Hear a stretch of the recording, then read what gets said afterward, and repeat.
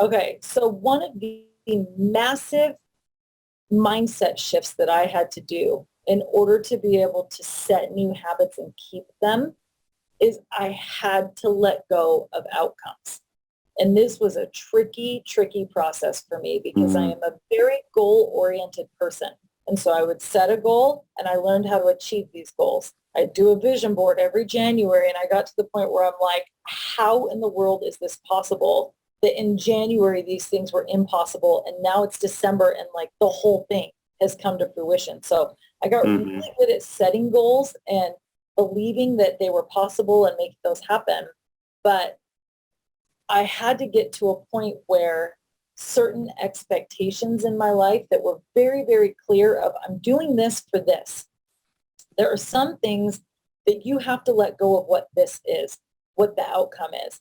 And a really good example with my health is I'm going to buy this diet program online and I'm going to drink these supplements and eat this food and I'm going to do all of this because the person that sold it to me looks like this and I want to look like her because she seems mm, happy and she looks pretty.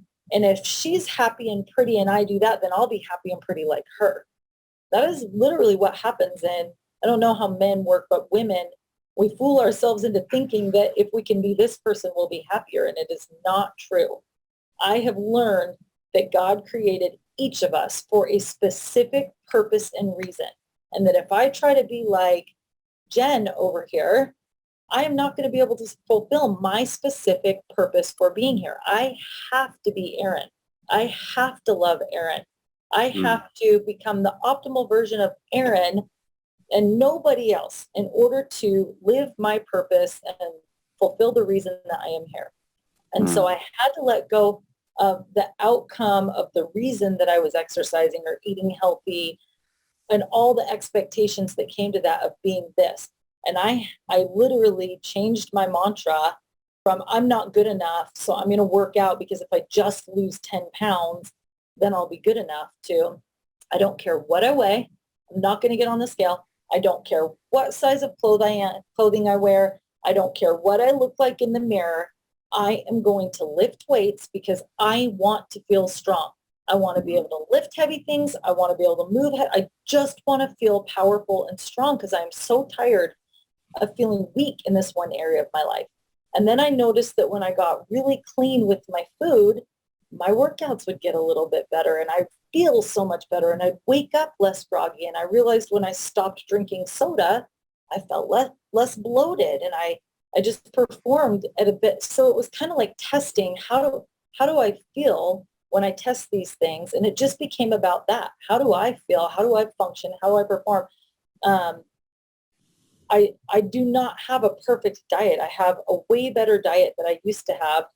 But one of the keys with my diet is instead of using negative tools to improve where I'm going and saying, you can't eat that, you can't have sugar, you can't have carbs, you can't have, I don't worry about that. All I worry about is adding in things that are better for me in every area of my mm, life, adding in more protein, adding in more sleep, adding in more kind words toward other people so I can keep my mood and my environment. So I've tried to remove negative language and anything that's going to seem like a punishment and only add in positive reinforcement, which is a habit, and then mhm. let go of what my final expectation is from all of this and just have kind of a purpose behind it instead of an exact destination that if I don't hit, I'm going to be disappointed.